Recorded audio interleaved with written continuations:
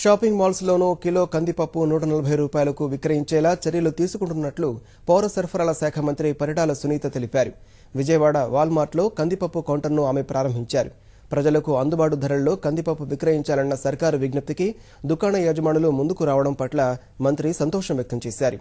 చౌక ధర దుకాణం ద్వారా తెల్ల రేషన్ కార్డుదారులకు 50 రూపాయలకు కందిపప్పు అందజేస్తున్నట్లు తెలిపారు. ఏ విధంగా వీళ్ళు రేట్ ఎట్లా ఉందన్నది ఒకసారి చూద్దామంటే వస్తే ఇక్కడ కూడా 140 రూపాయలకి కేజీ కందిపప్పు కూడా ఇక్కడ అమ్ముతున్నారు. కందిపప్పు అయితే చాలా బాగున్నాయి. మొత్తం అందరినీ మిల్లర్స్ అందరినీ కూడా దాల్ మిల్లర్స్ అందరినీ కూడా పిలిపించి మేము ఒక రివ్యూ మీటింగ్ కూడా మేము అక్కడ ఏర్పాటు చేసాం. ఏర్పాటు చేసిన తర్వాత కమిషనర్ ఎండీ గారు మేమందరం కూడా కూర్చొని మాట్లాడి వాళ్ళకు కూడా 140 రూపాయలకి కేజీ కందిపప్పు అమ్మమని వాళ్ళకు కూడా చెప్పాం. వాళ్ళు కూడా రాష్ట్ర వ్యాప్తంగా 13 జిల్లాల్లోనూ షాపుల్లో అన్ని షాపుల్లో కూడా అంటే కౌంటర్లు అనేది పెట్టుకోకుండా ప్రతి షాపులో కూడా 140 రూపాయలు కేజీ కందిపప్పు అమ్మమంటే వాళ్ళు కూడా 3 రోజుల నుంచి కూడా స్టార్ట్ చేశారు. అన్ని షాపుల్లో కూడా ఈరోజు అమ్ముతున్నారు. అంతలకు కూడా వాళ్ళకి కూడా ప్రజలకు కూడా అందుబాటులో కూడా ఈరోజు కందిపప్పు కూడా దొరికింది.